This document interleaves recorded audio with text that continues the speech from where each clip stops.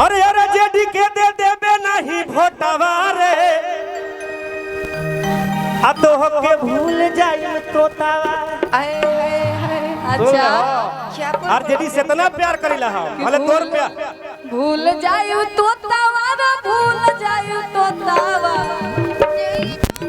और उजारी दे हम सब तो रखोतावा रे तो के भूल जाई तोतावा। आई आनंद भगत जी आ गए। बड़ी जल्दी बुलाइए आप लोग जितना जल्दी हो सके फटाक से। सोनम जी आप भी कुछ कहिए।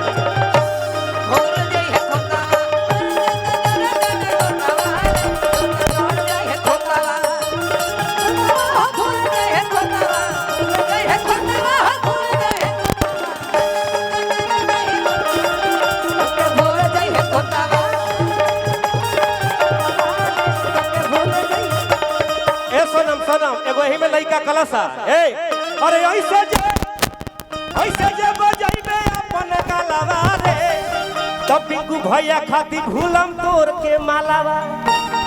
पक्का हो सुन ले और जेडी के प्यार है कहल बा एगो हेलो कि सकरात में खाई है दही चूड़ा तिलवा रे आ देख के मालावा के दिलवा।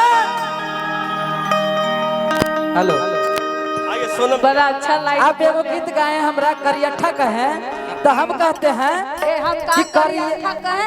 हाँ अभी आप करिया कह के गाए कि करिया करिया करे ही छौड़ी आके करिए तोहर बालगे आ भले ही हम करिया छौड़ी आ खुनवा सबके लगे सब करिए बा। और वेलकम है आनंद भगत जी को जगदीशपुर की धरती पे। वेलकम है आनंद भगत जी आपको जगदीशपुर की धरती पे। और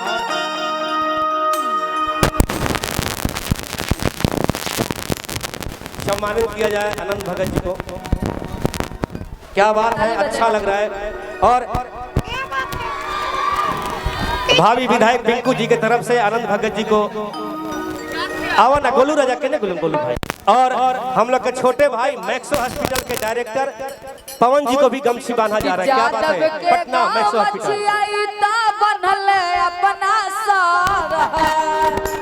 मैक्सो हॉस्पिटल के डायरेक्टर हमारे पवन जी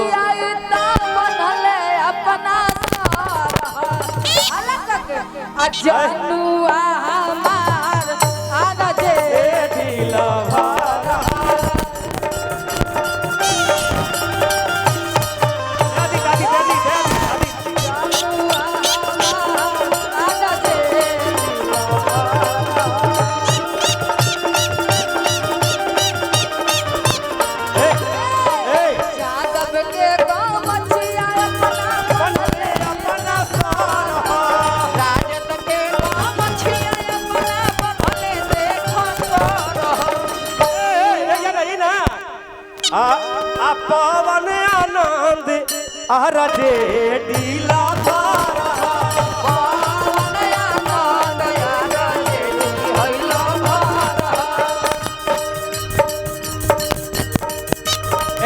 गोलू जी अब मंच किया जाए, मंच खाली किया जाएगा। अब सम्मानित कर दिया जाए गया तो मंच खाली किया जाए तो अच्छा लगेगा प्रोग्राम करने में ना। पक्का ना पक्का भैया का नाम हेलो हेलो भैया मंच के खाली कर दो।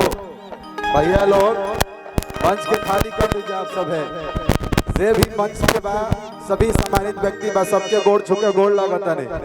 और ये छोटू छलिया गोलू राजा चंदन जादव अदिति राज मिंटू लाल कव्य कृष्णमूर्ति सोनम शर्मा ये लंबी जोड़ एक बार जोरदार ताली बजा के स्वागत कीजिए आप सभी लोग। मंच के खाली कर दिया जाओ। जियो शंकर चाहिए भी मुझे कबूल है।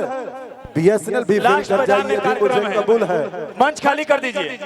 मंच खाली कर दी। लास्ट प्रधान हम लोग है एक दुखी दशा से हो जाए। जितने हमारे भाई हैं मंच खाली कर दीजिए। नीतीश भाई प्रशासन से आग्रह है मेरी कि जो भी लोग हैं सबको मंच खाली करिए। बड़का भैया सिर्फ कलाकार लोग इस मंच पे रहेंगे। जकरा स्नेह प्यार हमरा इज्जत के लिए दिल से हार्दिक अभिनंदन और स्वागत। खत्म हो जाएगा। टाइगर भाई एक दो गीत देवो। सर हाँ हेलो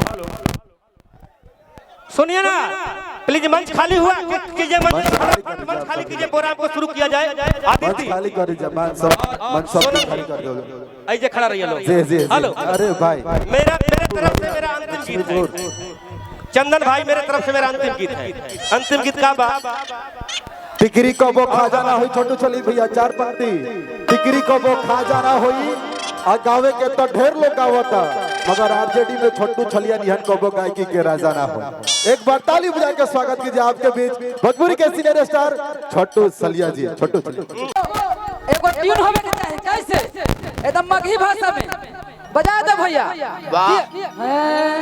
किया के माई कलिए घूमे ला पिंकुआ भैया ना हेलो बजा दीजिए भैया हेलो हेलो हेलो बजा दीजिए हेलो एक ताकि हम इसी पे कहेंगे राजीव भैया के लिए जो गाना हम गाए थे किया के माई कलिए पूरा बिहार हो गाँव शहर जिला जवान हो कि हम किसान बार हो राजीव भैया खातिर हाला करके कि हम किसान बार हो के हो राजीव भैया सब से महान बार जनता के जान बार हो भैया सब से महान बार जनता के जान बार हो कहत पूरा बिहार हो कहत हर जिला जवान हो कहत पूरा बिहार हो कहत पूरा बिहार हो गाँव शहर जिला जवान हो हमनी के शान बार हो हमनी के शान बार हो और हम लोग के भाई मैं चाहूंगा एक बार बंद कर दीजिए म्यूजिशियन भाई हेलो निवेदन है नम्र निवेदन है आनंद भगत जी अगर मेरी आवाज आप सुन रहे हैं तो मंच तक आने का कष्ट करें बलिराम भगत जी के आप परिवार से हैं स्वर्गीय बलिराम भगत जी सब लोग जानते होंगे उनके घर से परिवार से आए हुए उनके नाती तो मैं चाहूंगा कि आप आनंद जी आइएगा तो बड़ी अच्छा लगेगा मंच पे